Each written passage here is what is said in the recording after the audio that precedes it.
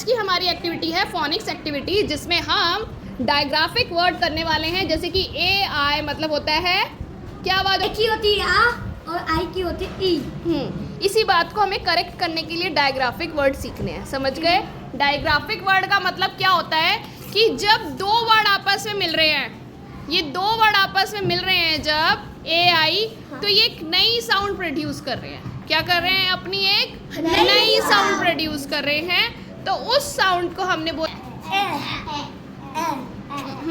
तो डायग्राफिक वर्ड में आप देखोगे ऐसे क्या शब्द, डायग्राफिक वर्ड क्या बनेगा? ऐसे र तो आर के लिए र हो गया, और ए आई का मैंने क्या बताया?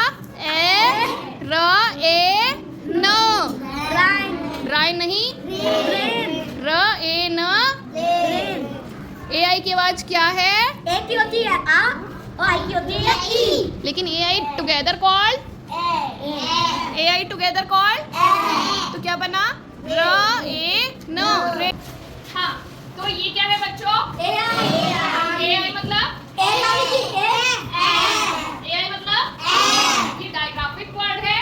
दोनों को मिलके एक नया आवाज निकलेगा।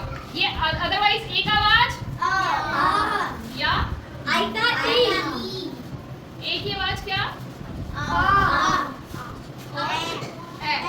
ए और आ, और आई की आवाज ई। तो इधर ई तो नहीं बोल रही, या इधर ई तो नहीं बोल रही, या इधर आई तो नहीं बोल रही मैं, ठीक है? तो ए आई को मिलाकर एक आवाज बन रही है जिसे कह रहे हैं डायग्राफिक, ठीक है? डायग्राफिक आवाज जो कि निकल रही है। क्या निकल रही है? अब आपने कहाँ देखी है वो देखेंगे। ये क्या बना?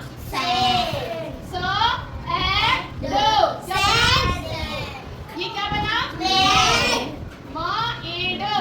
अब जो ये मैड बोल रहे हैं ना, वो ध्यान से लिखेंगे।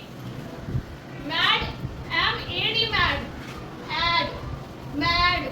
ये मेड, मैड, मेड, मैड कौन होता है? मैड का मतलब ये तो मैड है, पागल। और मेड कौन होती है?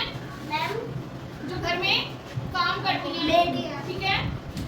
नौकरानी, उनको मेड बोलते हैं। नौकर कहते हैं, नौकरानी। और अगर ये क्या क्या रैड नहीं,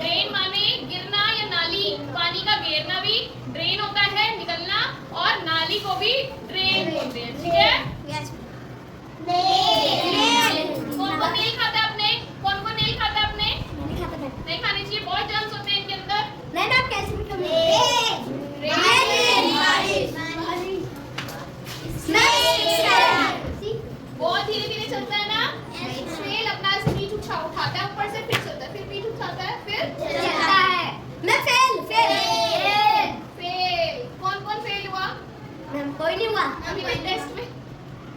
मैम सेल माने नाव पर चलना, नाव नहीं, नाव पर चलना, सेल, ठीक है? आया समझ? एक की आवाज? Yes ma'am.